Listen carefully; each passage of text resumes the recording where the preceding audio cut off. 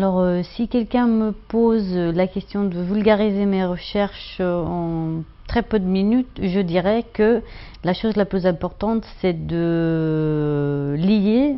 la vie du chercheur à ses recherches.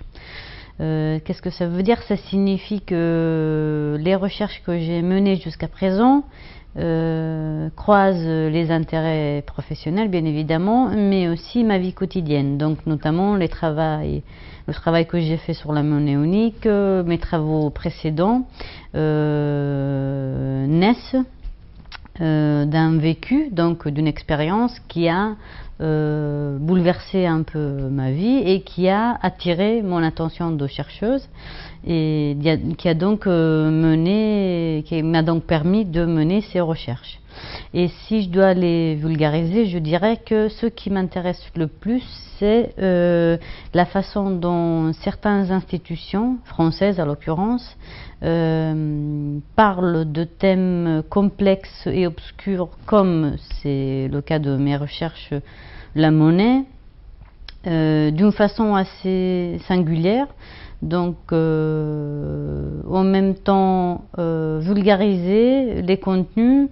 tout en soulignant l'autorité des locuteurs qui vulgarisent. Et je pense que c'est une tension très intéressante à étudier et à appliquer à d'autres typologies de corpus. Et les autres recherches que je suis en train de mener relèvent du même intérêt.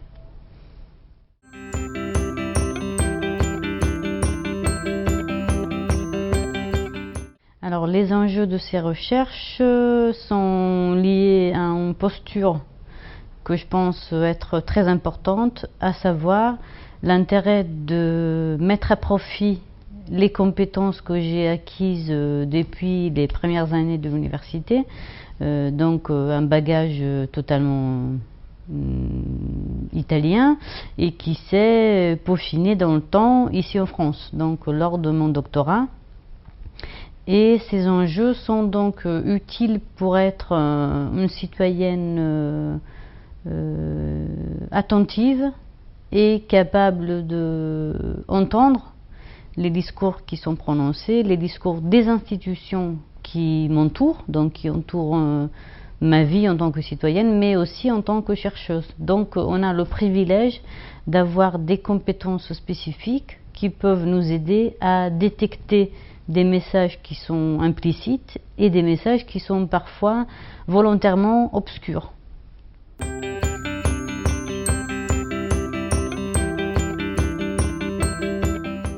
Je dirais que maintenant je suis en train de travailler avec une collègue française mais qui travaille en Italie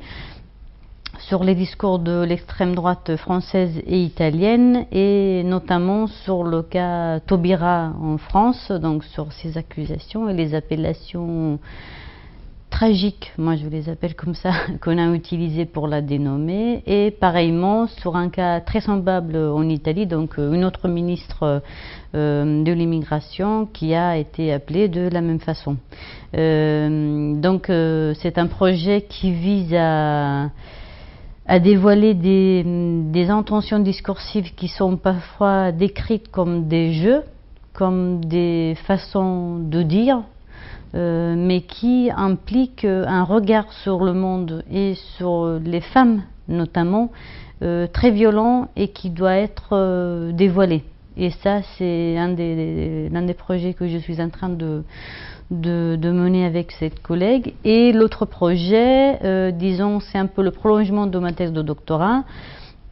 mais avec la volonté de travailler sur le quotidien, donc de voir comment maintenant les retombées discursives du débat sur l'euro, est-ce qu'elles sont visibles, est-ce qu'elles sont là, comment se sont-elles modifiées, et voir, même si le débat, donc le pic médiatique du débat sur l'euro s'est éteint, donc la flamme discursive s'est éteinte, de voir si la monnaie suscite encore et provoque aussi l'utilisation de types d'arguments qui ont été utilisés et qui étaient très fructueux d'un point de vue argumentatif. Voilà donc les deux pistes principales de mes travaux à présent.